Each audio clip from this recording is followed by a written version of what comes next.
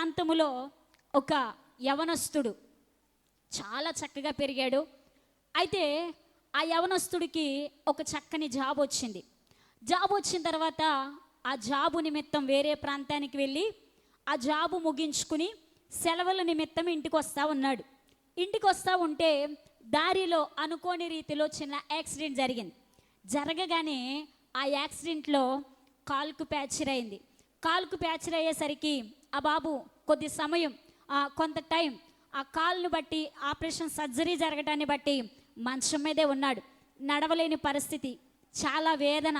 కానీ ఆ వ్యక్తికి యేసయ్య అంటే చాలా ప్రేమ, యేసయ్య అంటే చాలా ఇష్టం, దేవుని పని అంటే చాలా ఆసక్తి, చాలా ఇంట్రెస్ట్.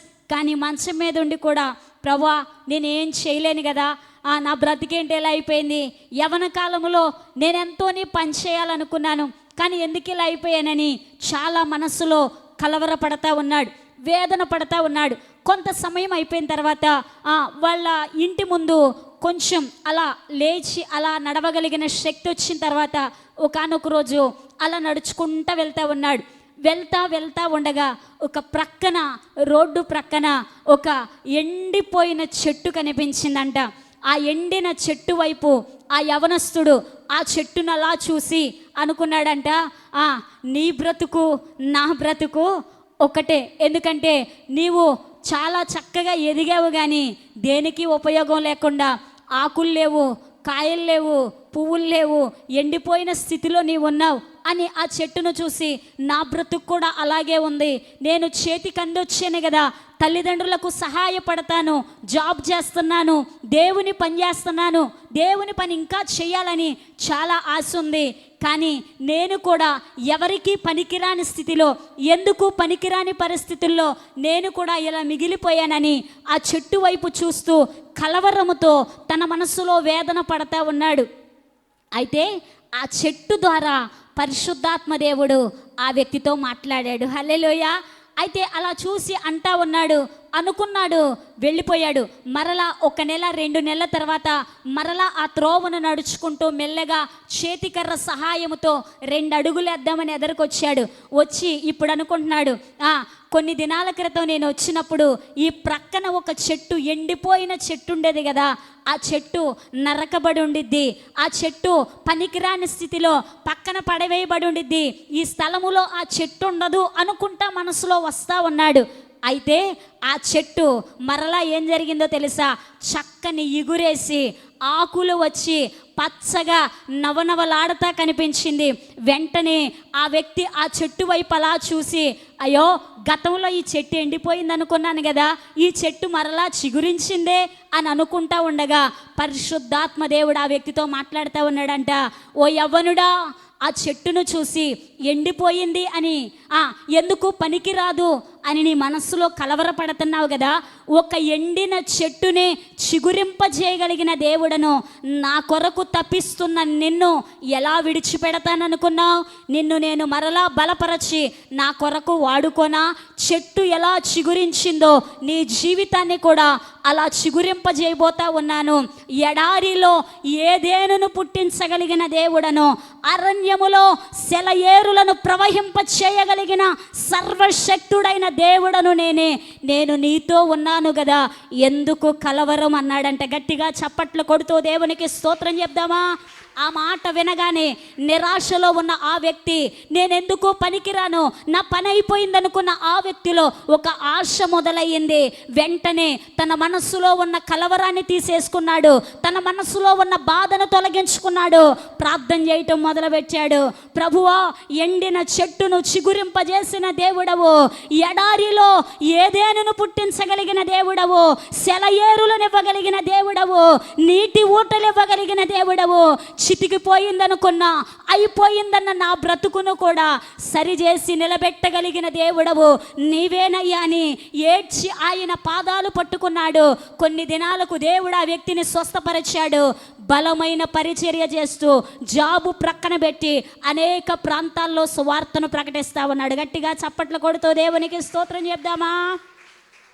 ఈరోజు నా వాక్య అంశం కలవరపడకుడి. నా వాక్యాంశం ఏంటి చెప్పాలి, అందరూ చెప్పాలి. వాక్యాంశం ఏంటి? కలవరపడకుడి. చదువుదామా? ఈ మాట ముందుగా ఎందుకు చెప్పానంటే, ఆ యవనస్తుల్లాగా ఎంతమంది హృదయాలలో ఈ స్థలములో చెప్పలేని కలవరాలతో కూర్చున్నారు. యేసయ్య మీ అందరితో ఈరోజు మాట్లాడబోతా ఉన్నాడు. చూద్దాం, చూడండి, పరిశుద్ధ గ్రంథాలు తెరచి యోహాను సువార్త 14వ అధ్యాయము 27వ వచనం.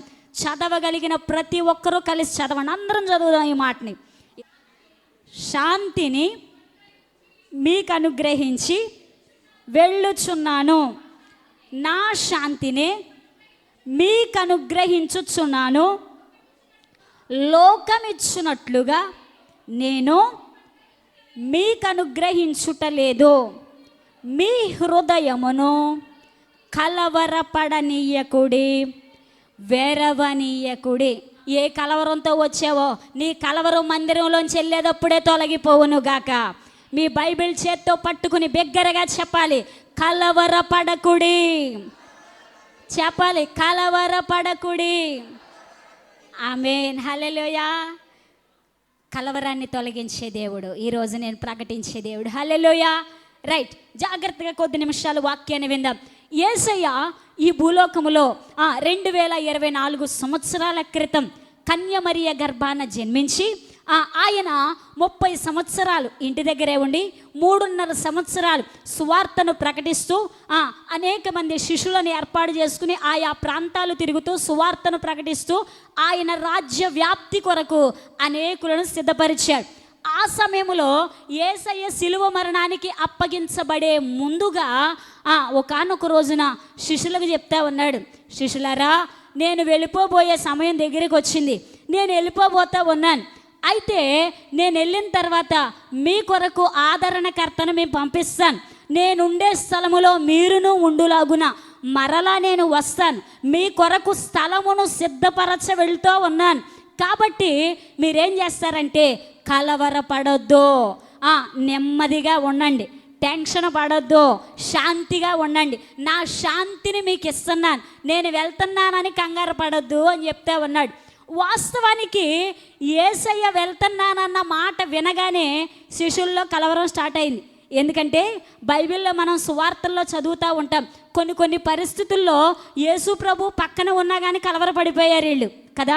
ఒకానొక రోజున యేసయ్య ధోనిలో వెళ్తూ ఉండగానే ఆయన అమరం మీద తలవాల్చుకున్నప్పుడే చిన్న అలలు పైకి లేచి తుఫానులా మారగానే యేసయ్య ధోనిలోనే ఉన్నాడు కానీ కలవరంతో కలదొక్కేసుకున్నారు శిష్యులు కదా.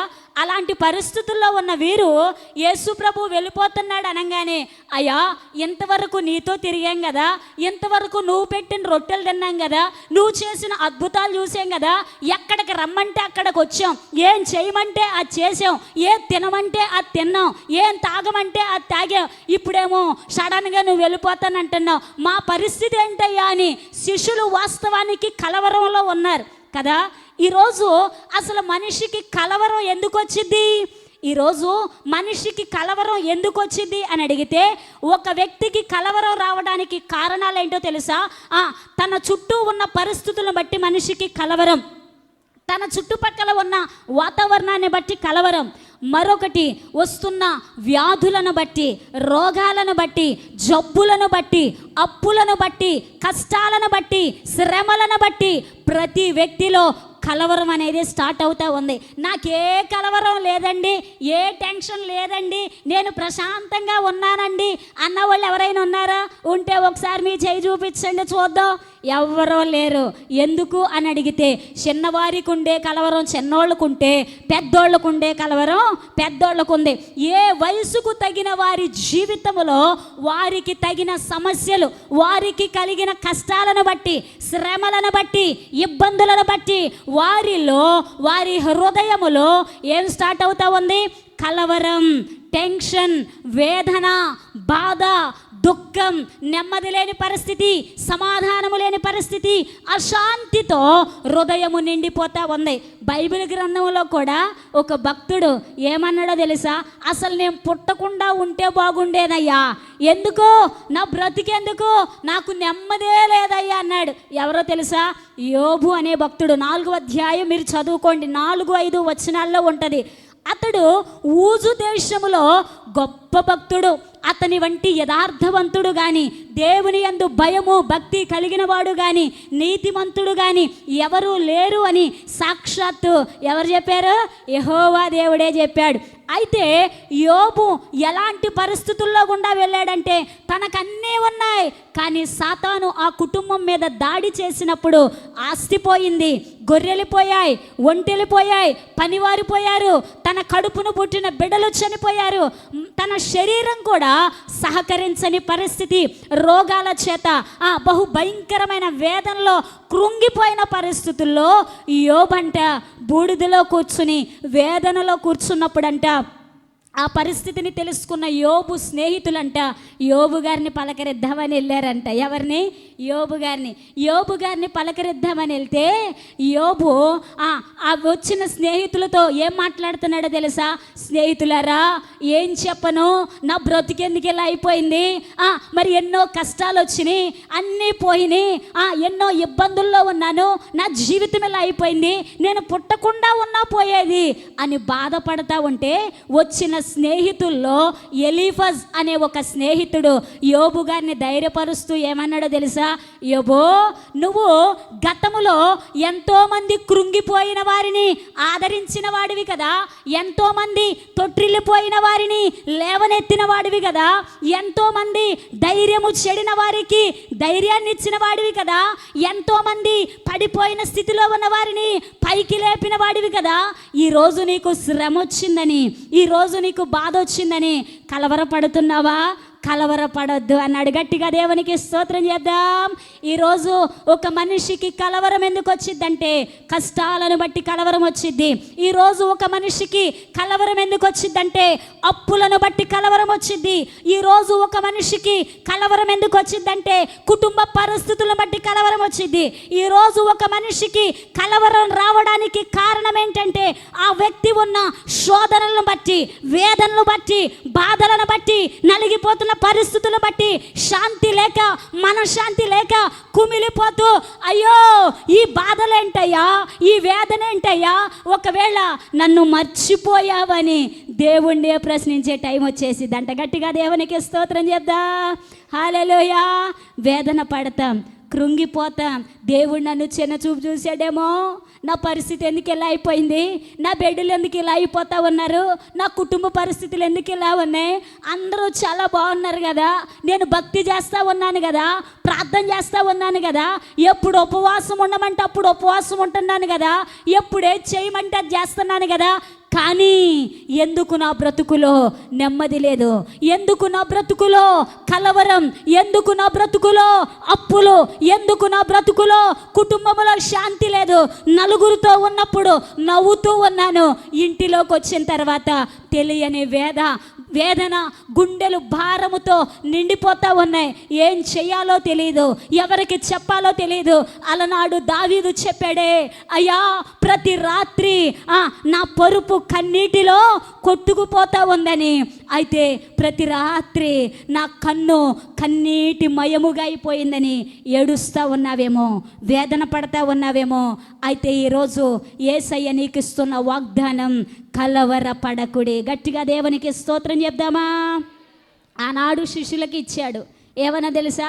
నేను వెళ్ళిపోతున్నానని కంగారు పడద్దు, కలవరపడద్దు, నా శాంతిని మీకు ఇస్తున్నాను. ఈరోజు ఇక్కడ కూర్చున్న నీ జీవితంలో స్త్రీలు కావచ్చు, పురుషులు కావచ్చు, చిన్న బిడ్డలు కావచ్చు, వేదనలో వచ్చావా, కలవరంలో వచ్చావా, బాధల్లో వచ్చావా, కష్టంలో వచ్చావా, చెప్పలేని బాధ, ఎవరికి చెప్పాలో తెలియదా, నీకు నీవే ఏం చెయ్యాలో అర్థం కాక యోబుగా అన్నట్టు నేను ఎందుకు పుట్టానయ్యా, పుట్టకుండా ఉంటే బాగుండేది కదా, నా జీవితం లేకుండా ఉంటే బాగుండేది కదా అని ఏడుస్తూ ఉన్నావేమో. అయితే యేసయ్య నీతోనే చెప్తా ఉన్నాడు, ఏమనో తెలుసా? కలవరపడకుడి, నేను మీతో ఉన్నాను. హల్లెలూయా. ఈరోజు కలవరంలో కూర్చున్నావేమో, కష్టములో కూర్చున్నావేమో, నలిగిపోతూ కూర్చున్నావేమో, చెప్పలేని బాధను అనుభవిస్తూ ఉన్నావేమో.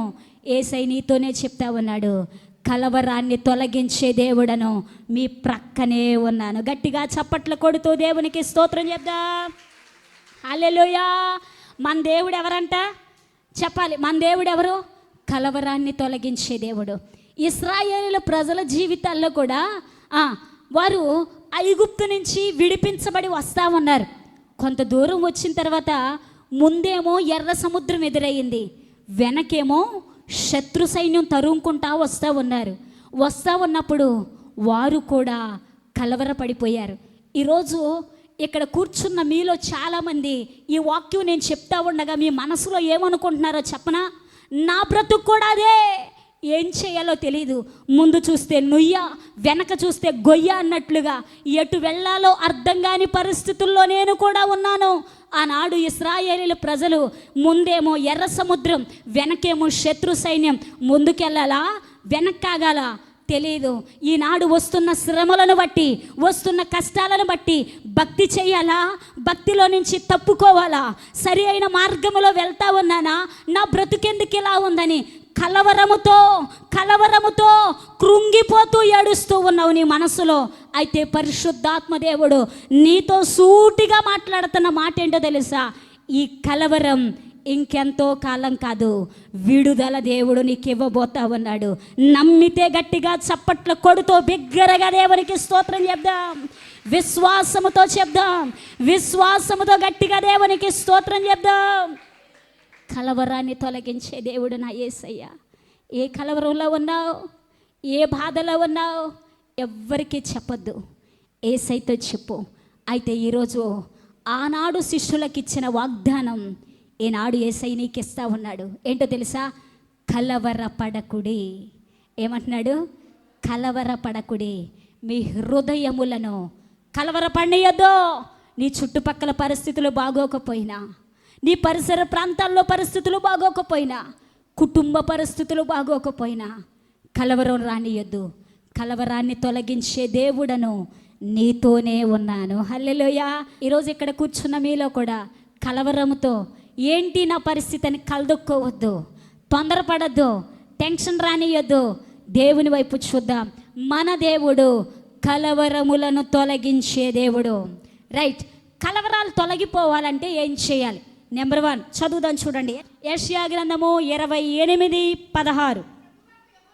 ప్రభువగు యెహోవా ఇలాగు సెలవిచ్చుచున్నాడు, సియోనులో పునాదిగా రాతిని వేసిన వాడను నేనే, అది పరిశోధింపబడిన రాయి, అమూల్యమైన తలరాయి, బహుస్థిరమైన పునాది అయిన మూలరాయి అయ్యున్నది.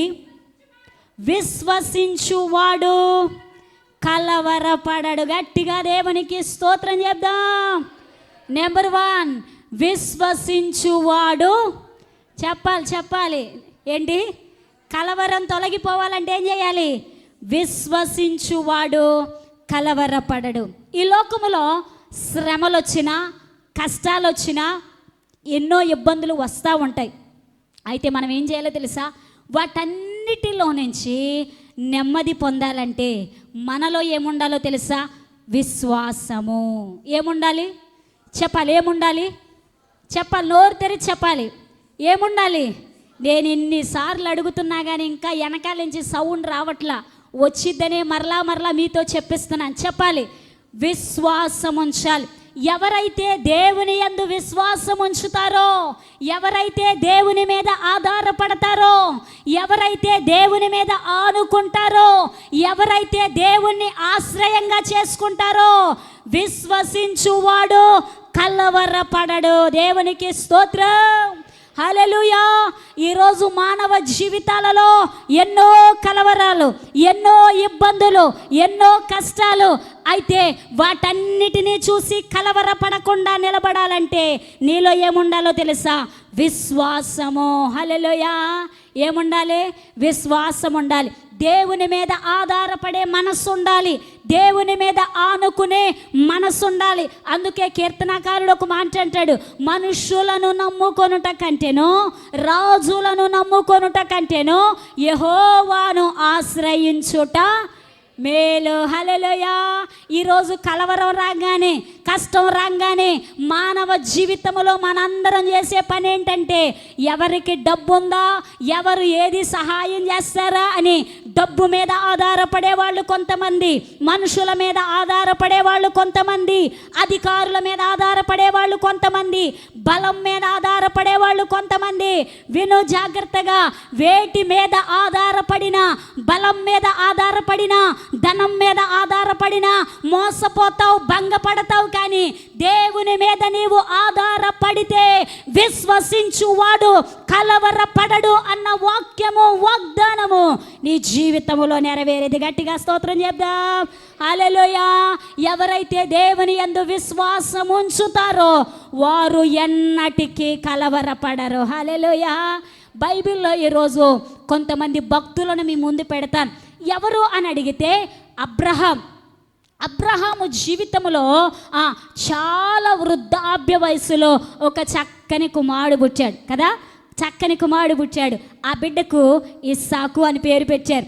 అయితే అబ్రహాము, శారా ఇద్దరు కూడా చాలా చక్కగా ఆ బిడ్డను చూసి మురిసిపోతూ ఉన్నారు, ఆనందపడతా ఉన్నారు, సంతోషపడతా ఉన్నారు.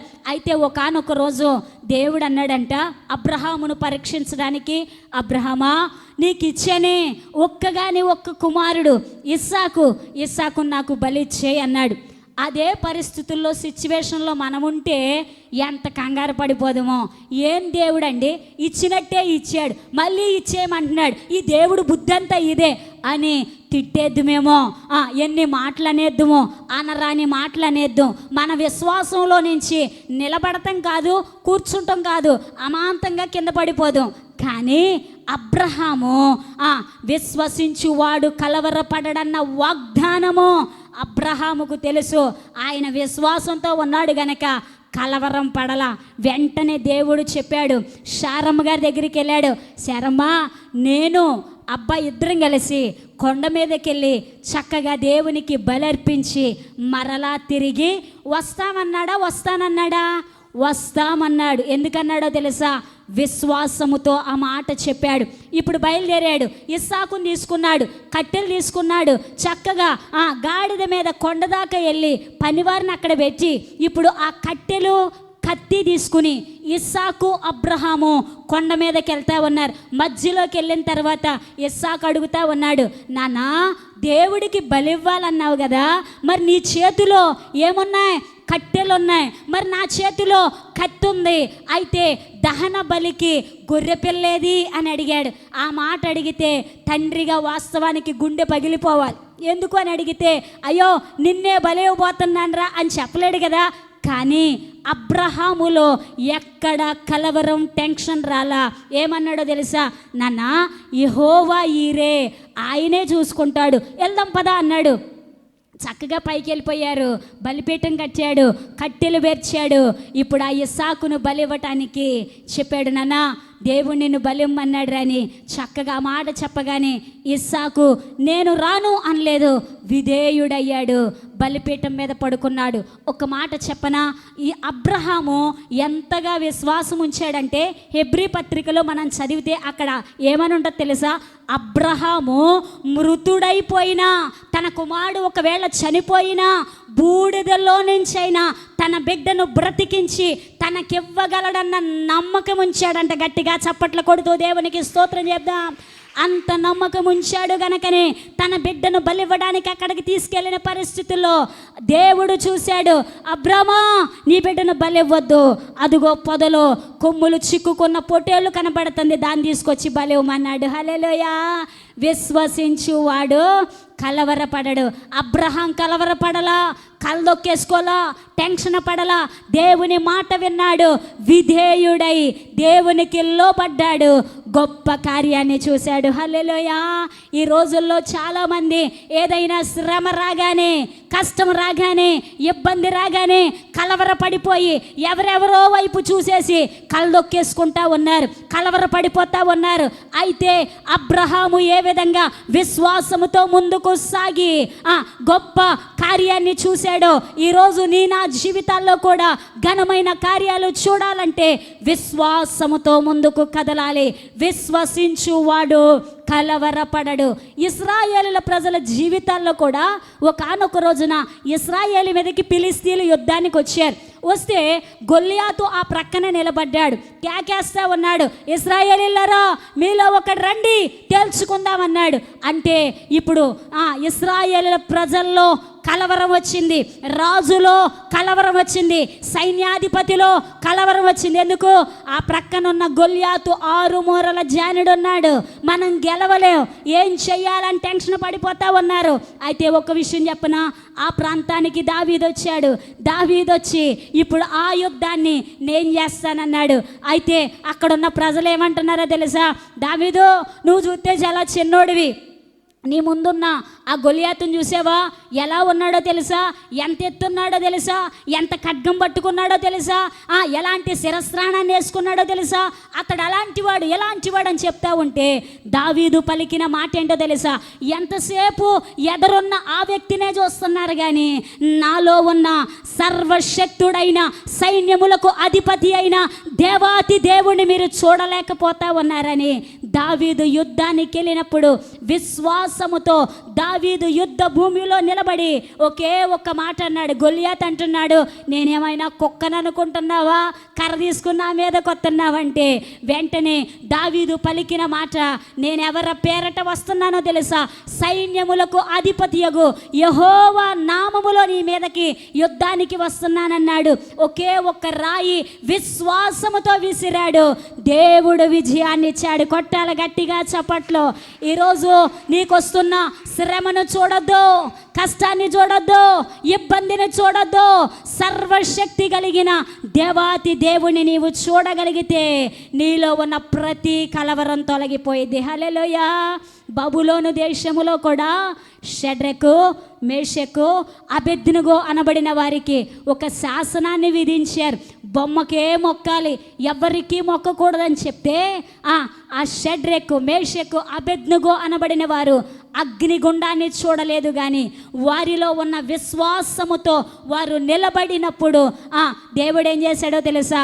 ఆ ముగ్గురిని కూడా దానిలో పడవేసినప్పుడు 4వ వాడిగా అగ్నిగుండములోనికి వచ్చాడు.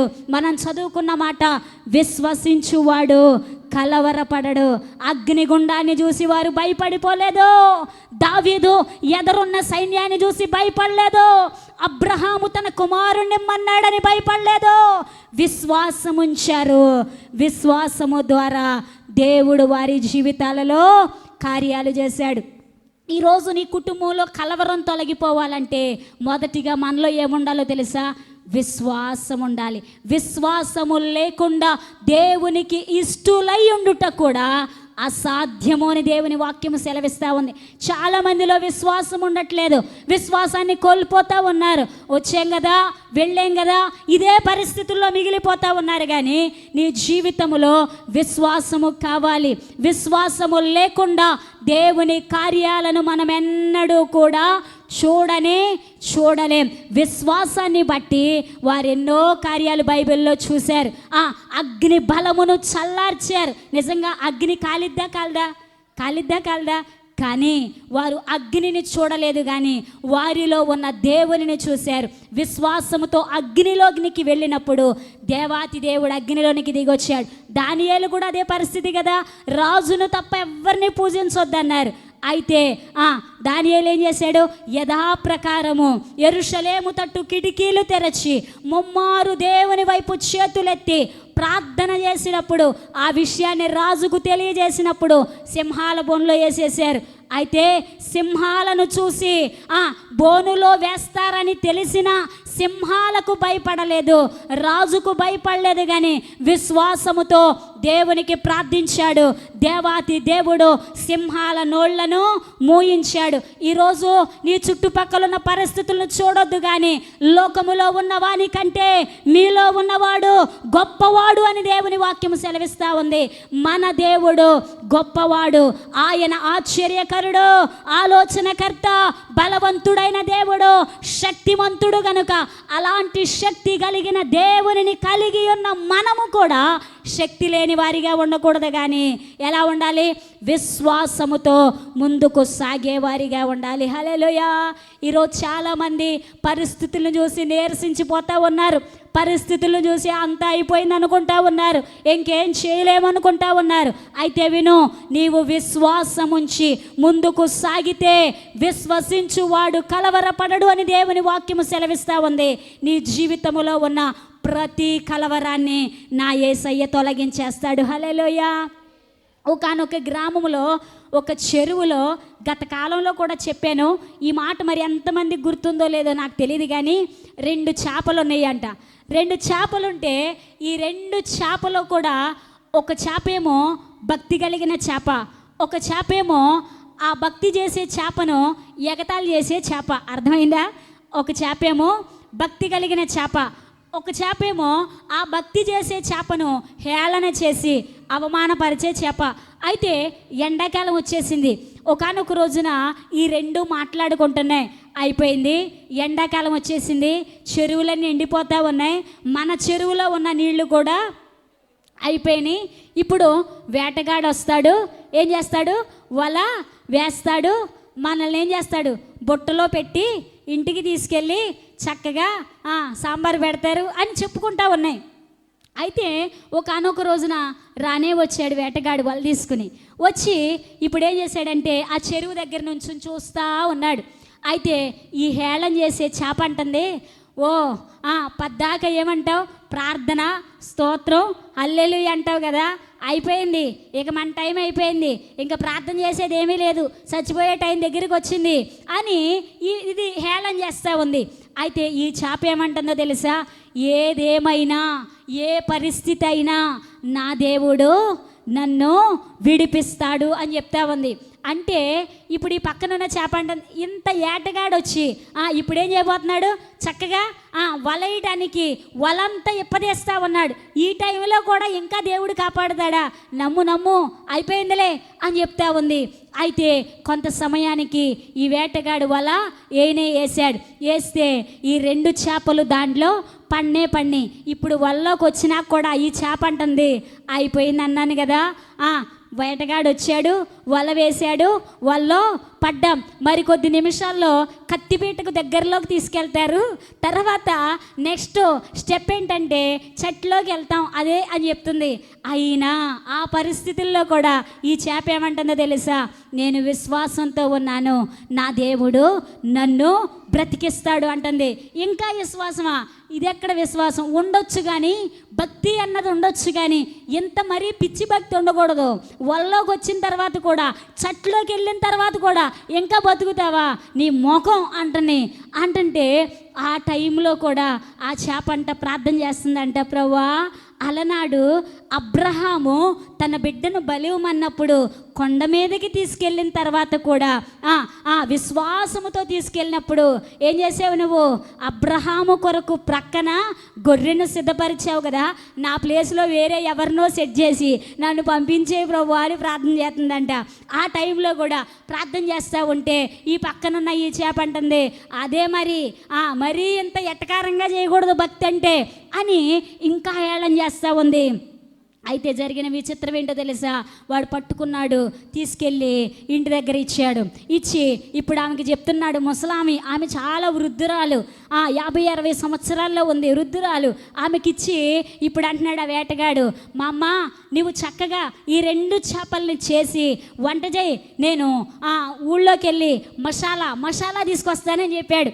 చెప్పి ఇప్పుడు ఆ వ్యక్తి వెళ్ళిపోయాడు. ఈ మామగారు కాస్త ఈ 2 చేపల్ని తీసుకుని, కత్తిపేట తీసుకుని, ఉప్పు తీసుకుని ఎక్కడికి రావాలి? ఇప్పుడు బండ దగ్గరికి రావాలి. వచ్చింది.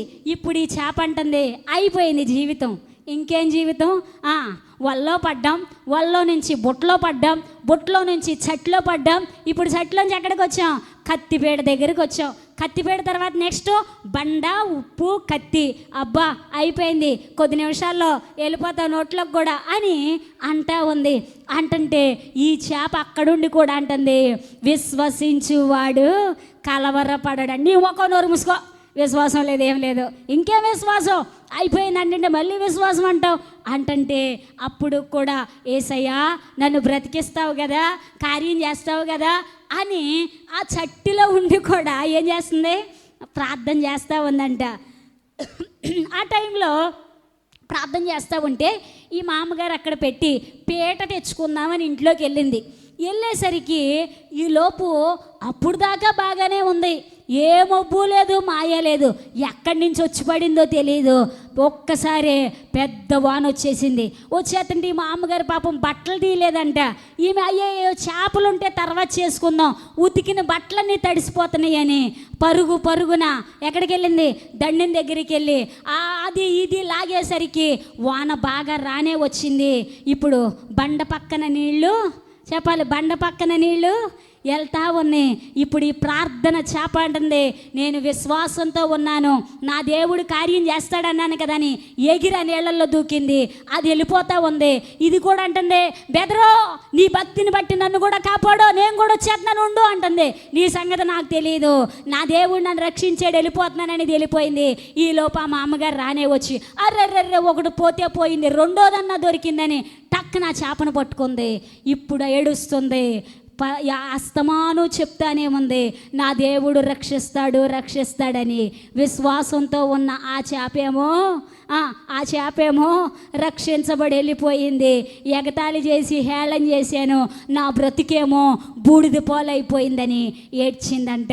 ఈరోజు దేవుని సన్నిధిలో కూర్చున్నానేవో మొదటి చేపలాగా ఉన్నావా, రెండో చేపలాగా ఉన్నావా? విశ్వాసము నీలో ఉంటే నా యేసయ్య నీ విశ్వాసాన్ని బట్టి కార్యం చేస్తాడు, నీ కలవరాన్ని తొలగిస్తాడు, దేవుడు అద్భుతం చేస్తాడు. ఆ పరిస్థితుల్లో నుంచి ఎలా తప్పించుకోవాలో నీకు తెలియకపోయినా ఆ పరిస్థితుల్లో తగిన మార్గాన్ని నీ ముందు పెట్టి దేవుడు ఘనమైన కార్యాన్ని చేస్తాడు. గట్టిగా దేవునికి స్తోత్రం చెప్దాం. హల్లెలూయా. పరిశుద్ధ గ్రంథములో సువార్తల్లో కూడా ఒక చోట యాయీరు అనే ఒక ఆయన చక్కగా వచ్చి, అయ్యా నా కుమార్తె చావు బ్రతుకుల్లో ఉందయ్యా, మరణ పడకల మీద ఉంది, ఒక్కసారి నువ్వు రా ప్రభువా, నా కుమార్తె బ్రతికిద్దయ్యా అని యాయీరు గారు వచ్చి యేసయ్యను బ్రతిమాలుతా ఉన్నాడు. బ్రతిమలాడుతూ ఉంటే జరిగిన విచిత్రం ఏంటంటే ఇంటి దగ్గర నుంచి కొంతమంది వచ్చి అంటున్నారు, అయ్యా యాయీరు గారు ఇంక మీరు బ్రతిమాలక్కర్లా, మీ కుమార్తె చనిపోయింది, వచ్చే ఇంటికి వెళ్ళి కార్యక్రమాలు చేద్దాం అంటున్నారు. అయితే ఆ యాయీరు మాత్రం విశ్వాసముతో యేసు వైపు చూస్తానే ఉన్నాడండి. గట్టిగా దేవునికి స్తోత్రం చెప్దాం. చూస్తానే ఉంటే యేసయ్య వచ్చాడు. యేసయ్య వచ్చి ఆ ఇంటిలో అడుగు పెట్టాడు. అప్పటికే ఏడుస్తున్న ఇల్లు, గొల్లు చేస్తున్న ఇల్లు, వేదనలో ఉన్న ఇల్లు, మరణములో ఉన్న ఇల్లు, యాయీరు విశ్వాసముతో యేసు వైపు చూసి యేసయ్యను తీసుకొచ్చాడు. యేసయ్య ఆ ఇంటిలో అడుగు పెట్టగానే ఏడుస్తున్న ఆ ఇంటిలోకి, మరణ పడకల మీద ఉన్న ఆ కుమార్తెను యేసయ్య ముట్టగానే మరణమైన ఆ బిడ్డలోనికి జీవం వచ్చి పైకి లేవగానే ఆ కుటుంబానికి గొప్ప సంతోషం వచ్చింది. గట్టిగా చప్పట్లు కొడుతూ దేవునికి స్తోత్రం చెప్దాం. కలవరముతో నిండిపోయింది యేసయ్య అడుగు పెట్టక ముందు ఆ ఇల్లు. కన్నీటితో నిండిపోయింది, ఏడ్పులతో నిండిపోయింది.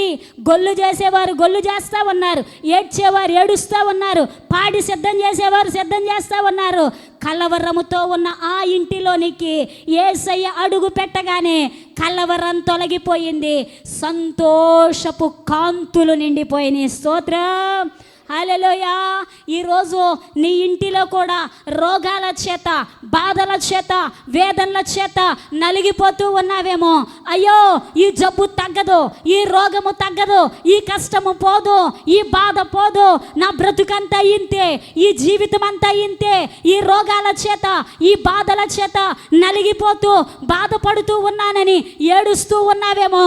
అయితే దేవుడు నీతో చెప్పే మాట, యాయీరు విశ్వాసముతో యేసు వైపు చూసినప్పుడు మరణ పడకల మీద ఉన్న తన కుమార్తెను లేపిన దేవుడు. విశ్వాసముతో నీవు అడగగలిగితే అది ఏ రోగమైనా, ఏ బాధైనా, ఏ శ్రమైనా, ఏ కష్టమైనా నా యేసయ్య తొలగించి సంతోషముతో నింపేస్తాడు. దేవునికి స్తోత్రం. 12 సంవత్సరాల నుంచి రక్తస్రావ రోగంతో బాధపడతా ఉంది.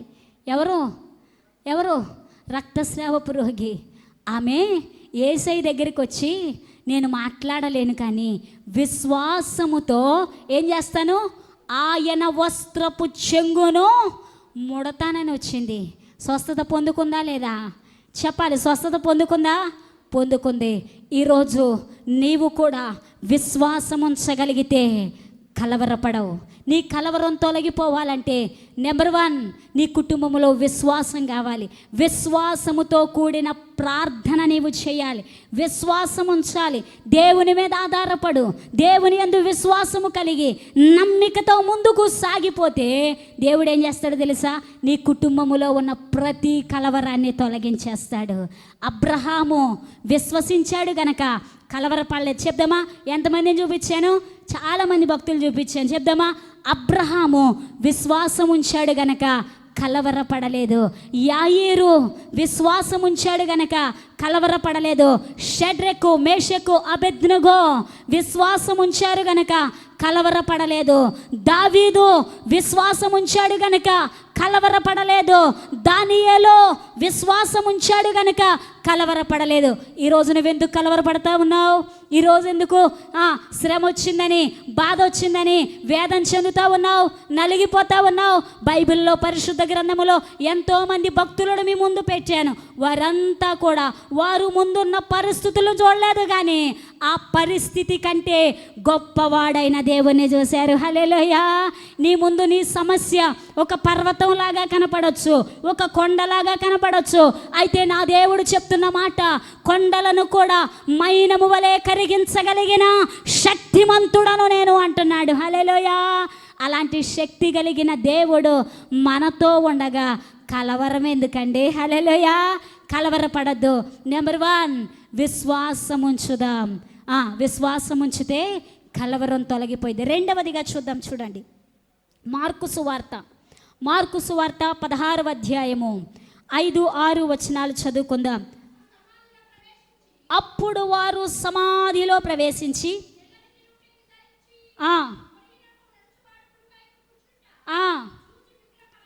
మిగుల కలవరపడిరి. అందుకతడు, కలవరపడకుడి, సిలువ వేయబడిన నజరేయుడగు యేసుని మీరు వెదకుచున్నారు.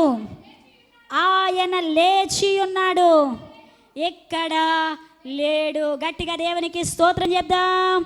హల్లెలూయా. యేసయ్య మరణించిన తర్వాత 3వ దినాన నేను తిరిగి లేస్తాను అని చెప్పాడా? ఆ మాట చెప్పిన మాట గుర్తుపెట్టుకున్న స్త్రీలు ఏం చేశారంటే, యేసయ్య 3వ దినాన్ని లేస్తానన్నాడు కదా, మరి ఆయన లేస్తాడు, మనం తెల్లవారుజామునే వెళ్ళి సుగంధ ద్రవ్యాలు పట్టుకుని సమాధి దగ్గరికి వెళ్ళాలని కొంతమంది స్త్రీలు సమాధి దగ్గరికి బయలుదేరిన వీళ్ళు వస్తా అనుకుంటున్నారంట. సమాధి దగ్గరికి వెళ్దామని బయలుదేరా, మంచిదే. సుగంధ ద్రవ్యాలు తీసుకున్నాం, మంచిదే.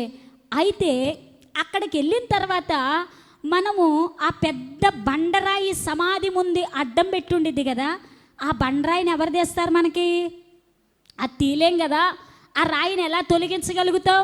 మనం అందరం స్త్రీలమే కదా, మనకు లేచిద్దా ఎలా అని వీళ్ళంట ఆలోచిస్తా వస్తూ ఉన్నారు. అయితే జరిగిన విచిత్రం ఏంటంటే, వారు సమాధి దగ్గరకు వచ్చేసరికే బండ తీయబడింది, సమాధి తెరవబడింది, యేసయ్య లేచే ఉన్నాడు. ఇప్పుడు ఇక్కడికి రాగానే వీళ్ళ కలవరం స్టార్ట్ అయింది. అయ్యో, మనం వస్తా ఏమనుకున్నాం? మన కొరకు ఆ బండను ఎవరు తీస్తారా అని కలవరపడ్డాం కదా.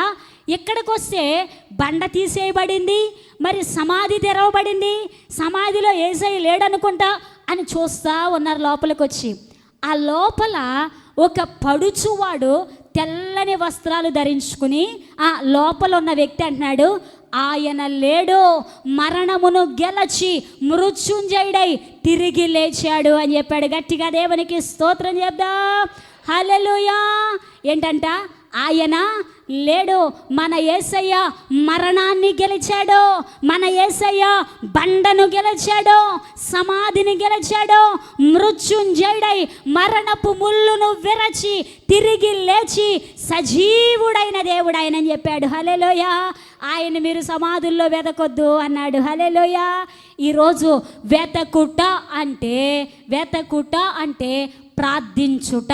ఏంటి చెప్పాలి? వెతకటం అంటే ఏంటి? ప్రార్థించుట. ఈరోజు చాలామంది జీవితాల్లో కలవరం ఎందుకు వస్తుంది అని అడిగితే వెదికే అలవాటు లేదు గనక కలవరం వస్తుంది. అర్థమైందా? వెదికే అలవాటు లేదు గనుక వారి కుటుంబాలలో కలవరం వస్తూ ఉంది. వెతకటం అంటే ప్రార్థించుట. అర్థమవుతుందా నేను చెప్పే మాట? వెతకుట అంటే ప్రార్థించుట. ఇప్పుడు వెతికే అనుభవము లేదు గనక కలవరం వస్తుంది అన్నానంటే అర్థం ఏంటంటే కుటుంబాలలో ప్రార్థన లేదు గనక కుటుంబాలలో ఏమొస్తుంది? కలవరం వస్తుంది. ఈరోజు నీ కుటుంబములో కలవరం వస్తుందంటే దానికి కారణం ఏంటి అని అడిగితే నీ కుటుంబంలో ప్రార్థన లేదు, వెదికే అనుభవము లేదు, ప్రార్థించే అనుభవము లేదు, మోకాళ్ళ మీద పడి గంటల తరబడి ఏడ్చే అనుభవము నీకు లేదు, రోదన చేసే అనుభవము లేదు. చెయ్యాలి కదా అని చెప్పి ప్రార్థనలో కూర్చుని 5-10 నిమిషాలు ప్రార్థన చేసి ముగించేస్తా ఉన్నావు. అందును బట్టే కుటుంబాలు కలవరానికి అప్పగించబడతా ఉన్నాయి. ఈరోజు ప్రతి ఒక్కరూ కూడా ఒక్కొక్క తీర్మానం తీసుకోవాలి. రోజుకు నేను ఒక అరగంట, రోజుకు నేను 1 గంట, లేదంటే రోజుకు నేను 2 గంటలు దేవునితో ప్రార్థన చేస్తాను, దేవుణ్ణి వెతుకుతాను అని ఒక చక్కని తీర్మానం తీసుకోగలిగితే నీ కుటుంబంలో ఉన్న కలవరం తొలగిపోయిద్ది. ప్రార్థన కలవరాలను తొలగించిద్ది. హల్లెలూయా. ఏం తొలగించిద్ది? చెప్పాలి. ఏం తొలగించిద్ది? కలవరాన్ని తొలగించిద్ది. ఈరోజు నీవు ప్రార్థన చేయగలిగితే నీ కుటుంబంలో కలవరం ఉండదు.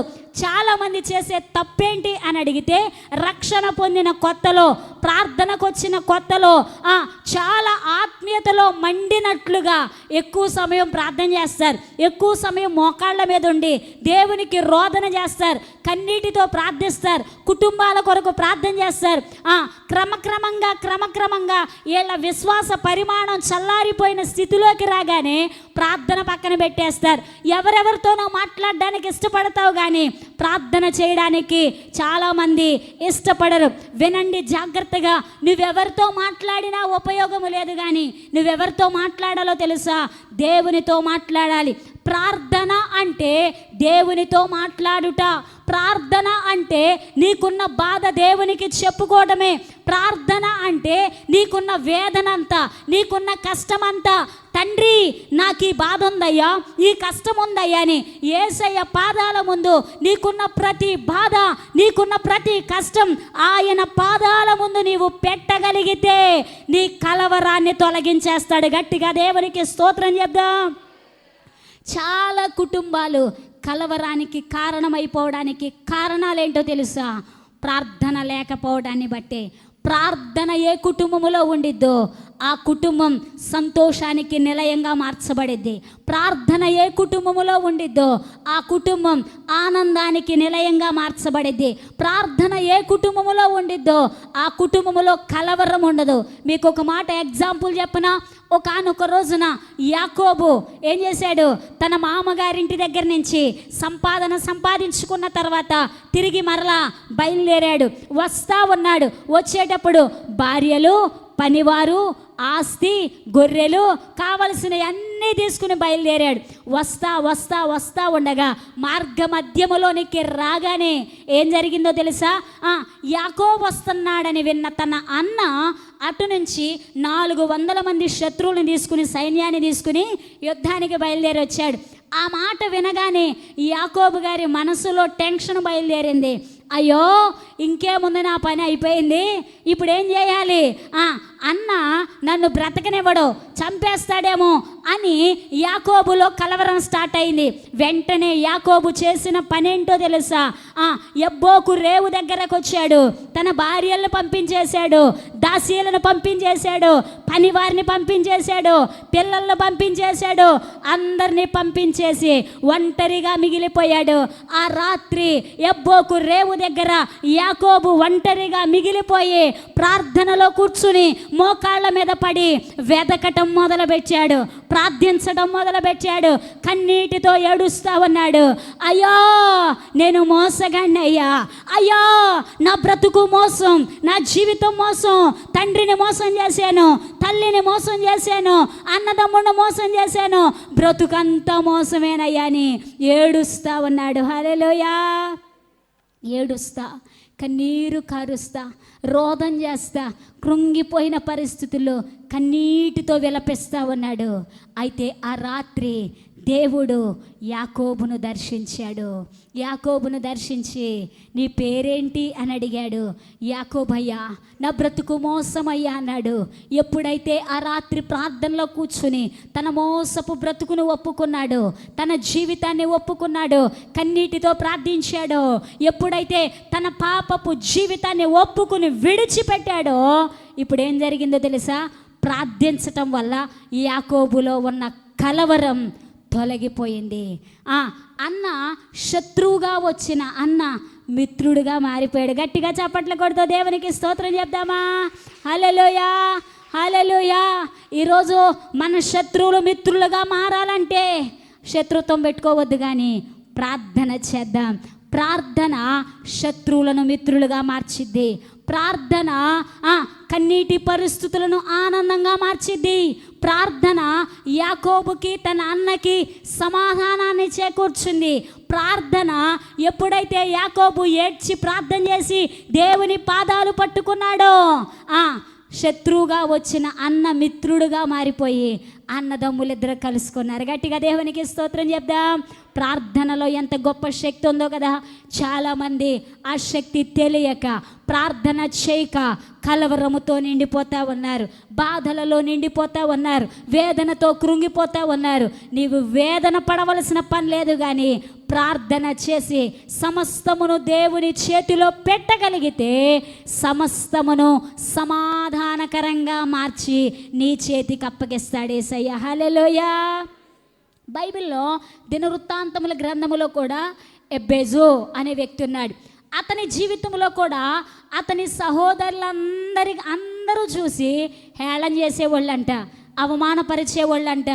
రే వేదన, నీ బ్రతికంతా వేదనేరా, నీ జీవితం అంతా వేదనేరా అని ప్రతి ఒక్కరూ కూడా ఏడ్పిస్తూ ఉంటే, వేదన పరుస్తూ ఉంటే, అయ్యో నేను ఎందుకు పుట్టాను అసలు, ఎక్కడికి వెళ్తే అక్కడంతా వేదన వేదన వేదన అని అందరూ పిలుస్తున్నారు కదా, నా బ్రతికెందుకు ఇలా అయిపోయిందని వేదన పడి కన్నీరు కారుస్తూ ఉంటే ఇశ్రాయేలుల దేవుడు గూర్చి తెలుసుకుని ఇప్పుడు దేవుని పాదాల దగ్గరికి వచ్చి ఏడవటం మొదలుపెట్టాడు. అయ్యా అందరూ వేదన అంటున్నారు, అయ్యా బళ్ళోకి వెళ్తే వేదన అంటున్నారు, గుళ్ళోకి వెళ్తే వేదన అంటున్నారు, నువ్వు పనికిరానోడివిరా అంటున్నారు, ఎందుకు పనికిరావురా అంటున్నారు, నీ బ్రతుకే వేదన రా అంటున్నారు, నేను బ్రతకడం అనవసరం అయ్యా, ఎందుకు పుట్టానయ్యా అని ఏడుస్తూ ఉంటే ఏడుస్తా ఆ వ్యక్తి ప్రార్థన చేశాడు. ఏమనో తెలుసా? తండ్రి, నిశ్చయముగా నీవు నన్ను ఆశీర్వదించు, నా సరిహద్దులను విశాలపరచు, నీ చెయ్యి నాకు తోడుగా ఉండదయచే, కీడు రాకుండా తప్పించు అని ప్రార్థన చేశాడు. విశ్వాసముతో చేసిన ప్రార్థన దేవుడు ఆలకించి ఎబ్బేజు మొర్ర విన్న దేవుడు, ఎబ్బేజు ప్రార్థించడం చూసిన దేవుడు, ఎబ్బేజు వెతకటం చూసిన దేవుడు ఎబ్బేజును జ్ఞాపకం చేసుకున్నాడు. ఏ సహోదరులైతే అవమానపరిచారో, ఏ సహోదరులైతే వేదన అన్నారు, ఏ సహోదరులైతే పనికిరాని వాడివన్నారు, ఏ సహోదరులైతే రే నీ బ్రతుకు వేస్ట్ అన్నారు, ఆ సహోదరులందరి ముందు ఘనము పొందిన వాడిగా ఎబ్బేజును దేవుడు నిలబెట్టాడు. గట్టిగా చప్పట్లు కొడుతూ దేవునికి స్తోత్రం చెప్దామా? ఈరోజు నీ కుటుంబంలో కూడా ఎబ్బేజులాగానే ఉందా నీ పరిస్థితి? అందరూ నిన్ను చూసి ఎప్పుడు నీ బ్రతికి ఏడ్పేనా, ఎప్పుడు నీ జీవితంలో శాంతి లేదా, ఎప్పుడు వేదనేనా, ఎప్పుడు నీ బ్రతుకు కన్నీరేనా అని ఎబ్బేజును హేళన చేసినట్లు నిన్ను కూడా హేళన చేస్తున్నారా? నీ కుమారులను చూసి, నీ కుమార్తెలను చూసి, నీ కుటుంబాన్ని చూసి, నీ పరిస్థితిని చూసి అందరూ హేళన చేస్తూ ఏడ్పిస్తూ ఉన్నారా? అవమాన భారంతో కృంగిపోయావా? నిందలను అనుభవిస్తూ ఉన్నావా ఎబ్బేజులాగా?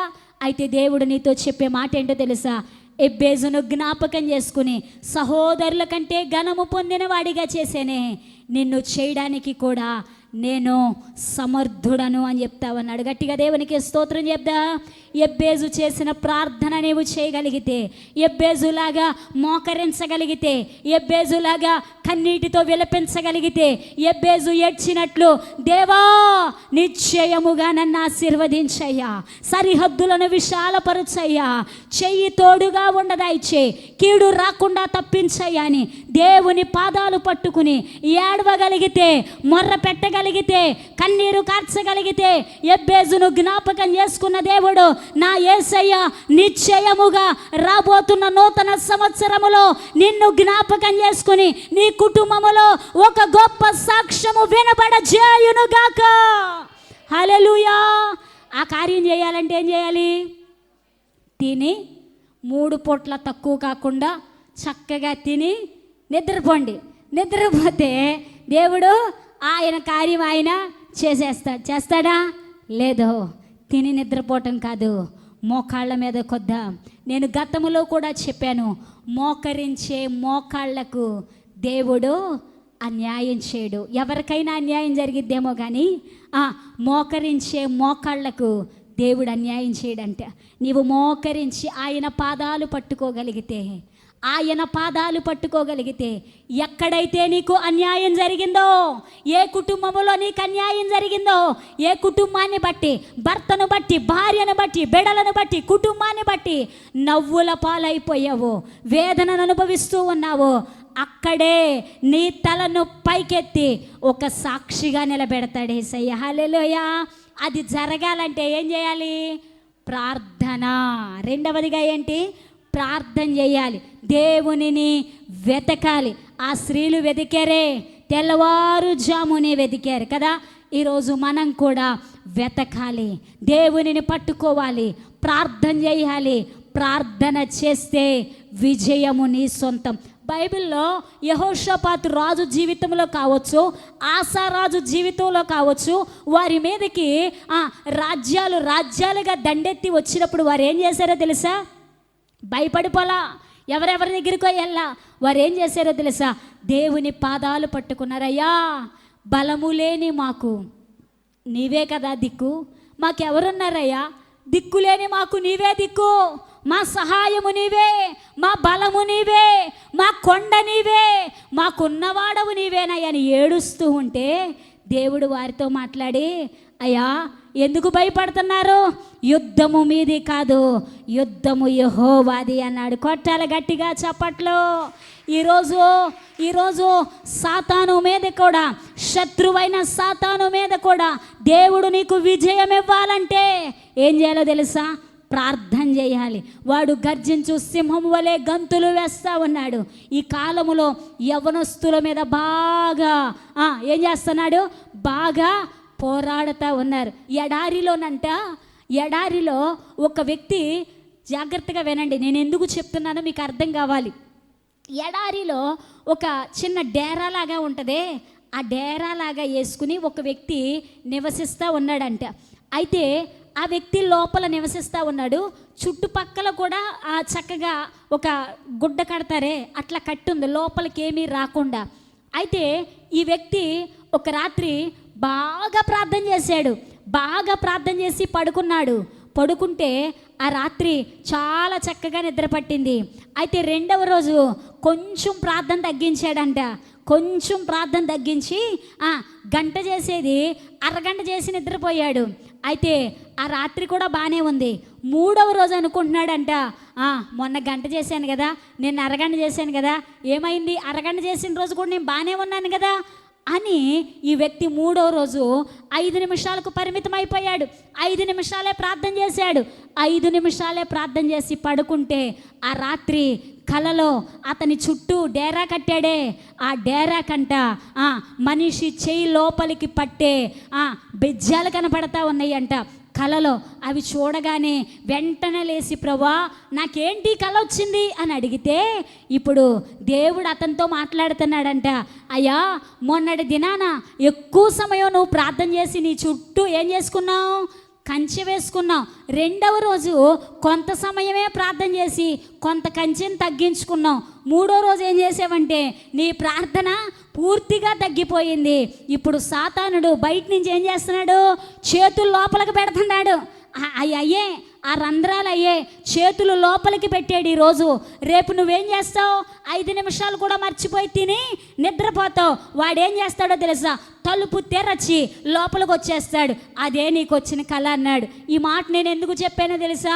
ఈరోజు నీ ఇంటిలో నీవు చేసే ప్రార్థన నీ కుటుంబానికి కంచెగా మారాలి. ఈరోజు నీ ఇంటిలో నీవు చేసే ప్రార్థన నీ కుమారుడు ఎక్కడ ఉన్నా నీ కుమారునికి కంచెగా మారాలి. నీవు చేసే ప్రార్థన నీ కుమార్తె ఎక్కడ ఉన్నా నీ కుమార్తెకు కంచెగా మారాలి. నీ కుటుంబానికి కంచెగా మారాలి. ఏ దుష్టుడు తన చేతిని నీ ఇంటి మీద పెట్టకుండా, ఏ దుష్టుడు తన చేతిని నీ కుమారుడి మీద పెట్టకుండా, నీ కుమార్తె మీద పెట్టకుండా, నీ ఇంటి మీద వేయకుండా, నీ కుటుంబాన్ని ముట్టకుండా నీ ప్రార్థన నీ ఇంటి చుట్టూ కంచెగా మారాలంటే గంటల తరబడి మోకరించే అనుభవములోనికి రావాలి. యోబు ఇంటి చుట్టూ దేవుడు ఏమేశాడో చెప్పాలి? ఏమేశాడో? చుట్టూ కంచె వేసావు. సాతాను దేవుణ్ణి అడుగుతుందంట, అయ్యా నీవు గనక కంచె తీస్తేనే నేను లోపలికి వెళ్తా. ఎందుకు? ప్రార్థన అనే కంచె ఇంటి చుట్టూ ఉంది. ఈరోజు ప్రార్థనలో దిగజారిపోయిన స్థితిలోనికి వెళ్ళిపోయి, ప్రార్థనలో భ్రష్టత్వములోనికి వెళ్ళిపోయి, ప్రార్థనా జీవితంలో చల్లారిపోయిన అనుభవంలోనికి, కంచెలేని స్థితిలోనికి వెళ్ళిపోతా ఉన్నావేమో. విను, సాతాను వలలు విసురుతూ ఉంటాడు, సాతాను బాణాలు వేస్తూ ఉంటాడు, సాతాను గాలాలు విసురుతూ ఉంటాడు. నీ చుట్టూ ప్రార్థన కంచె లేకపోతే వాడు వేసే బాణం టక్కన నీకే తగలొచ్చు, నీ బిడలకు తగలొచ్చు, నీ కుటుంబానికి తగలొచ్చు.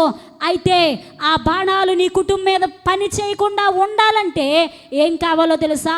ప్రార్థన అనే కంచె నీకు కావాలి. గట్టిగా దేవునికి స్తోత్రం చెప్దాం. ప్రార్థన అనే కంచె నీకుంటే కలవరం నీకు ఉండదు. హల్లెలూయా. కలవరం తొలగిపోవాలంటే నెంబర్ 1 విశ్వాసం ఉంచాలి. రెండవదిగా ప్రార్థన ఉండాలి. ఎవరి కుటుంబాలలో అయితే ప్రార్థన ఉండిద్దో వారి కుటుంబాలలో కలవరం ఉండదు. మూడవదిగా చూపిస్తాను చూడండి. ఈ మాట చూపించి ప్రార్థన చేసుకుందాం. దానియేలు గ్రంథం 5వ అధ్యాయము 10, 11, 12 3 వచనాలు చదువుకుందాం చూడండి. రాజునకును అతని అధిపతులకును జరిగిన సంగతి రాణి తెలుసుకొని విందు గృహమునకు వచ్చి ఇట్లా, నేను రాజు చిరకాలము జీవించునుగాక, నీ తలంపులు నిన్ను కలవరపరచనీయకుము, నీ మనస్సు నిబ్బరముగా ఉండనిమ్ము, నీ రాజ్యములో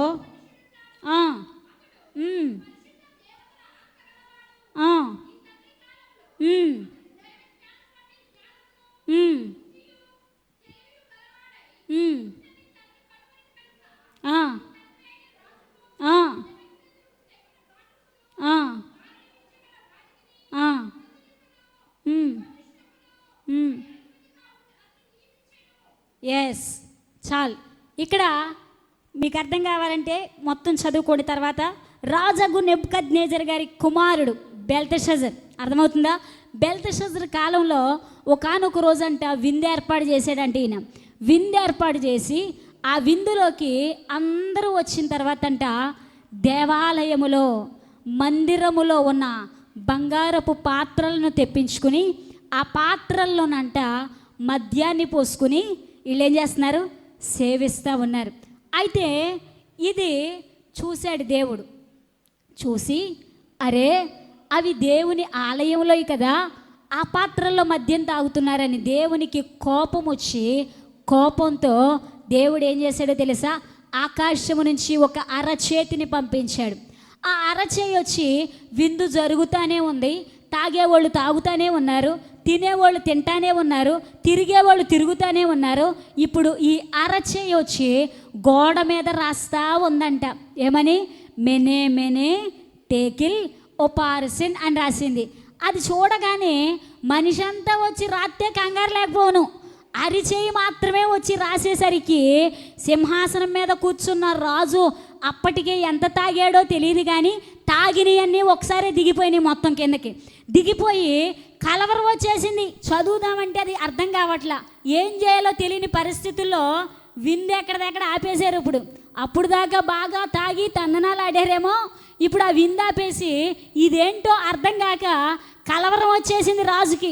వెంటనే కలవరం రాగానే నా రాజ్యంలో ఉన్న జ్యోతిష్కులను పిలవండి, శకునగాండ్రను పిలవండి, ఇంకా గారడీ విద్య కలిగిన వాళ్ళని పిలవండి, ఎవరే చెప్తే మొత్తాన్ని తీసుకురండి అన్నాడు. అందరూ వచ్చారు కానీ ఎవరో చెప్పలేకపోతా ఉన్నారు. ఈ విషయం తెలిసిన రాణి పరుగు పరుగున ఆ విందు లోపలికి వచ్చి రాజుతో అంటుంది, రాజా ఎందుకు కలవరపడుతున్నావు? ఎందుకు కలవరపడుతున్నావు? ఎందుకు టెన్షన్ పడుతున్నావు? ఎందుకు నీకు కలవరం రానియద్దు? నిబ్బరంగా ఉండు, ధైర్యంగా ఉండు. అప్పుడప్పుడు ఇలాంటి సలహాలు ఇచ్చేవాళ్ళు కూడా ఉండాలి. సలహాలు ఇచ్చేవాళ్ళు లేకపోతే ఏం చేస్తారో వాళ్ళకే తెలియదు. ఇప్పుడు ఈ రాణి చక్కని సలహా ఇచ్చింది, రాజా కలవరపడద్దు, నీ రాజ్యములో నీ తండ్రి కాలము నుంచి పరిశుద్ధ దేవతల ఆత్మ కలిగిన దానియేలని ఆయన ఉన్నాడు. ఆయన విలువ నీకేం జరగబోతా ఉందో అదంతా ఆయన వచ్చి ఆ రాసిన మాటలకు అర్థమేంటో ఆయన చెప్తాడని చెప్పింది. ఈ మాట చెప్పగానే దానియేలును పిలిపించారు. గట్టిగా దేవునికి స్తోత్రం చెప్దాం. మన మాట దేవుని ఆత్మ కలిగిన వారు కలవరపడరు. మూడో మాట గట్టిగా దేవునికి స్తోత్రం చెప్దాం. ఈరోజు నీ కుటుంబంలో ఇంకా కలవరం కలుగుతా ఉందంటే, నెంబర్ 1 విశ్వాసములో చల్లారిపోయిన స్థితిలో ఉన్నావేమో, ప్రార్థనా జీవితంలో తగ్గిపోయిన స్థితిలో ఉన్నావేమో.